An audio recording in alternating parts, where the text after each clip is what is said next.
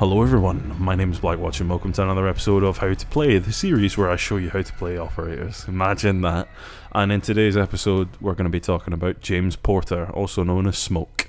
He's a 2 armor, 2 speed defender and he's a part of the SAS, that's a special air service in the UK. The OGs of counter-terrorism, been around since the 1940s, better than the Navy SEALs, better than Delta Force. Don't at me, they are the best. And he has 2 primary weapons. He's got the FMG-9 SMG, which is a solid, fast fire rate SMG with pretty low recoil, and it has access to my favourite, the 1.5 times sight. Whenever there's a 1.5 times sight, especially on defenders, you know I'm going to be getting involved. So this is my recommendation. The alternative is the M590A1 shotgun. I've talked about this in my last guide. It is a great shotgun, don't get me wrong, but is it worth taking as a primary ahead of the SMG? Yes, actually, in this case, but it really depends on whether or not you can handle his secondary weapon, which is the SMG-11. The SMG-11 on console is not the easiest thing to use, which is why I don't personally use it anymore. It used to be nice, it used to be a good tap-fire gun if you're able to control that burst and you get headshots from quite a distance away.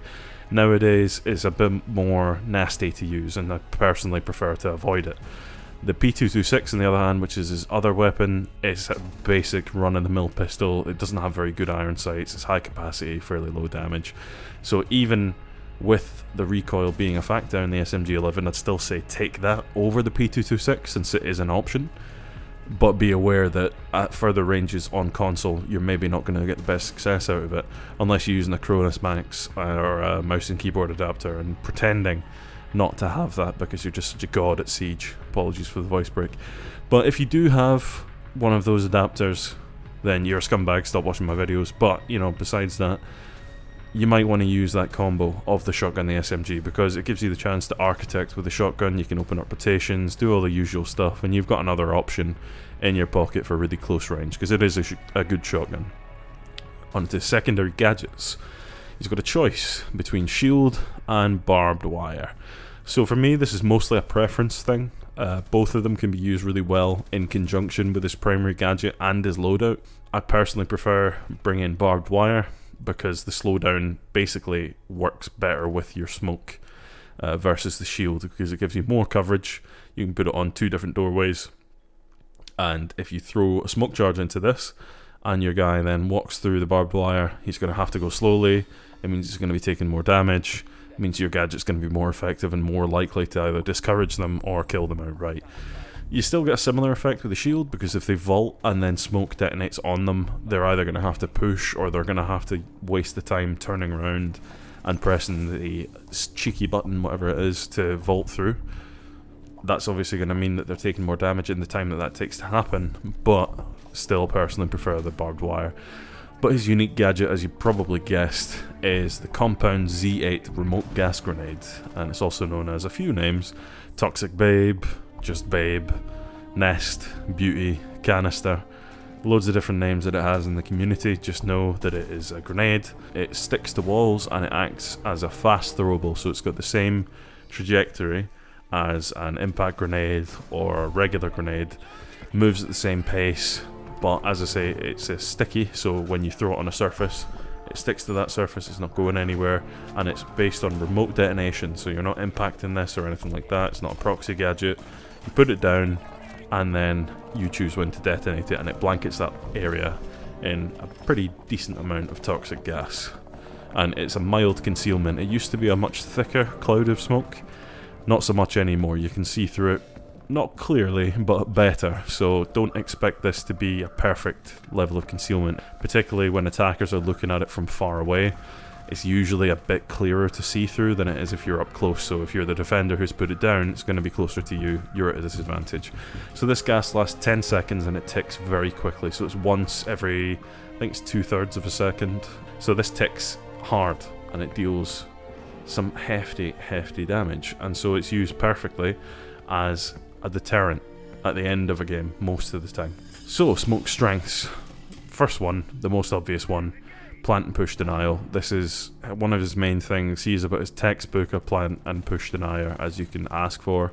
He's all about slowing the enemy team down, denying them space, denying them time, and that's why he is such a crucial operator when it comes towards the end of the round, because he has the tools to stop a push without having to engage it in a dangerous way, i.e. putting your head out there.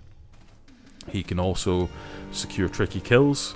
If you have someone downed around a corner and you're not able to reach them without putting yourself in danger, you could potentially pick up a double kill by chucking a little smoke grenade around there to confirm that kill on that person who's sitting behind cover.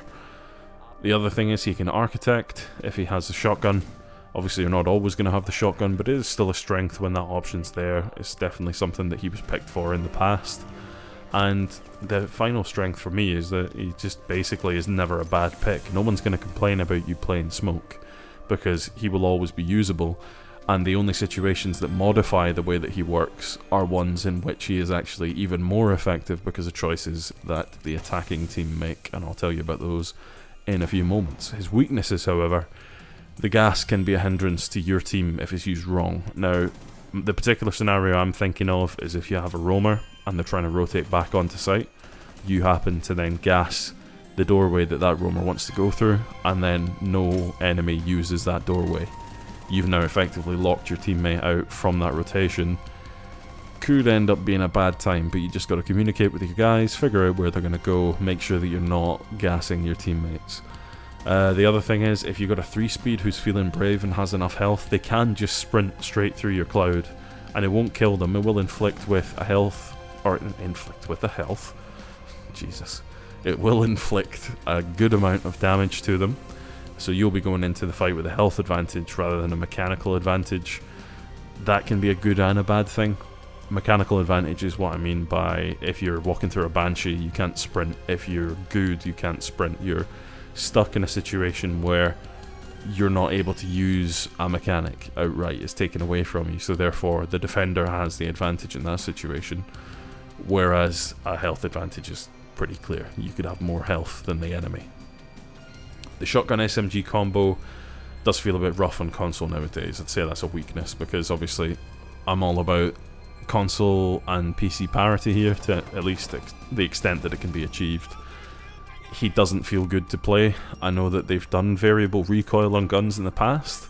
I really think that they should be bringing some variable recoil in the case of the SMG-11, so that it's at least usable by people who aren't just tap firing in the most unpleasant way, because it's a recoil pattern that's just, unless you're using a Cronus Max, and in that case you are a scumbag, as previously mentioned, it's just not fun to use. So maybe something for Ubisoft to consider.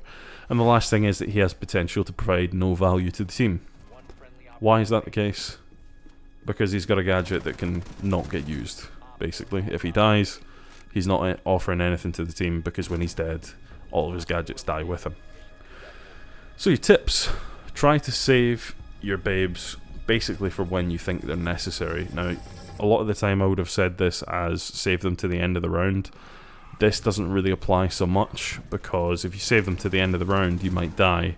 And if you save them to the end of the round thinking, oh, I'm not going to smoke this push because, you know, it's probably not the big one, it may end up being the big one. And so you have the potential to be too cautious and then lose the opportunity to deny what could have been a plant or a push that potentially wins the game. So if you hear a plant and you have a safe angle to smoke it out, just do it.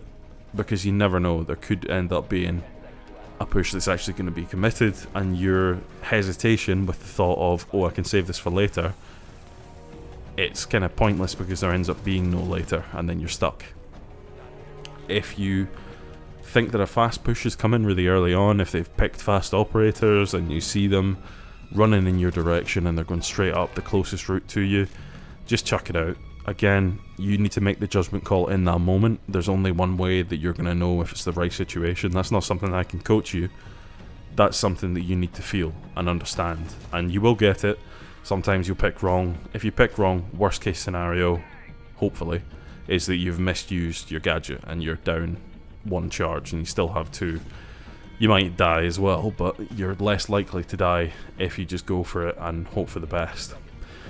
As a smoke, a kill isn't a measure of your success, so really don't think about the smoke canisters as killing weapons unless it's in situations where you think using one to get a kill could potentially get another kill, or at least put yourself in a big advantage in the long run of the game.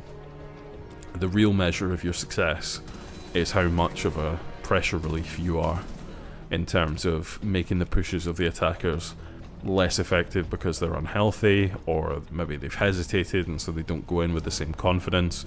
And as always in Siege, confidence usually equals kills, and so a lack of confidence because they're seeing this massive cloud of dangerous smoke could potentially push the fight in your direction. You can use your gas to get those kills, as I said, but you really want to think carefully about whether or not you can afford it. If you have teammates with an impact grenade or a nitro cell, it's probably better to ask them to use that, because impact grenades are a dime a dozen. If you can secure the kill with the impact, don't sit there and worry about credits or anything, especially now that you will get the kill credit if you've got the down. Just let them wail on it with the grenade and get the kill. Don't worry about it. But if you're not in that situation, you're going to make a judgment call. I'd say don't preset your smokes unless it's just before you use them, because any explosives will take them out and they only take one bullet to destroy. A good example of when to pre-place would be if you want to use an angle that's a dangerous one. Well, by use I mean place smoke on an angle. So if it's somewhere that you would have to fully expose yourself to actually get the grenade on position for, that's when it's understandable to pop a smoke on it, because you don't want to be dying to place your gadget, because that defeats the whole point. That way you just pop it when the danger becomes an issue. Pair your gadgets with your teammates if you've got it. This is the biggest, fattest of all the tips. You have a lot of synergy with a lot of operators. So if you have a Melusi, a Legion, a Frost, a Clash, or a Castle, these are the following things you should be doing. And this is the final tip of the video, people. I hope you're ready. So with Melusi, Legion, and Clash, these are all slowdown operators. So you want to gas wherever the slowed enemy is pushing. So as soon as you hear the wub wub or the ksh or the zzz, come here, whatever, that's when you throw your gas down, because they're going to be moving slowly through a location, and that's when you can deal the maximum amount of damage. If they can't run away, they are going to get hurt, and that is what you're biding your hopes and dreams on.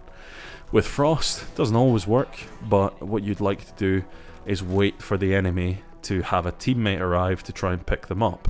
You don't want to be stumbling around, taking little tippy-toe steps and going, hey, by the way, I'm just round the corner waiting to kill you. You want to try and be as stealthy as possible. Wait for that vault, followed by the single pat. As soon as you hear that pat on the fabric, chuck it, gas it, move. You can hang around if you want to try and confirm the kills with guns, if you think they're going to get away, whatever the case. But really, for me, if you've got the confirmed kill and you got some damage in the other guy, you don't need to force a gunfight just in case someone else is coming. Just get out of there. With a castle, you are going to wait until someone is mailing the barricade, as long as the barricade is on a door. And if you see their feet, you can throw the canister on the floor, basically right by the gap of the barricade, and it will end up blanketing both sides. That way, if someone is pushing in right at the end and they're forced to melee a barricade, they're either going to take so much damage that they die, or it's going to slow their push to the point that they're not going to be able to get in, or they'll just throw their life away in an attempt to get in for someone else to maybe push through. If they have a Finca, or you hear an adrenal surge at any point in the match, and someone then rushes in, you pop that gas, and you pop it fast, because you deal massive damage to Finca'd opponents. It is ridiculous the amount of damage that you deal to these people, and so you want to get a free kill on at least one person who's Finca'd up, because even if they sprint through as a 3-speed, I'm pretty sure it will be lethal. It's crazy. Do not miss this opportunity. Prey on their ignorance and kill them all. And the last one, if you want to pair up with Tachanka, you're more than welcome to do so, because he fills a very similar role to you. I'm sorry, I lied when I said the previous tip was the wrong one. I misread the script. What am I going to do? He fills a very similar role in that his role is also denial. The difference is that he has a greater volume of denial based on pure individual placements. Obviously the volume of whatever it is he chucks out fire isn't as big as your gas, but it damages more quickly and you can put it in more areas. So what you can do is you go, right, this place and this place I'm going to smoke, this place and this place you're going to Tachanka. That way you have consistent cover on all the entrances, and it saves you from over-committing. You don't want to overcommit unless there are few enough places that you do want to overcommit, and that's the reason why you would have to communicate, because if you find out that there's only one viable entrance for the enemy team, you're damn right you're going to overcommit. You're going to have a Tachanka grenade or Shumika go off right at the door, you're going to have one a few steps ahead of that one, and then you're going to have the smoke slap bang in between those two things. They're going to walk through, they're not going to walk out the other side, they're going to stumble on the other side, burn to death and choke whilst they're doing it. That's the outcome you want. I hope you enjoyed the video, guys. If this has been helpful for you, please subscribe, like, share, do whatever you want. Join the PRD Blackwatch Nation. And I do have a Discord server if you want to get involved in that. Just let me know how you thought the video was, whether it's good, bad. I want to hear some feedback. So, until next time, do svidaniya, everybody. Bye-bye.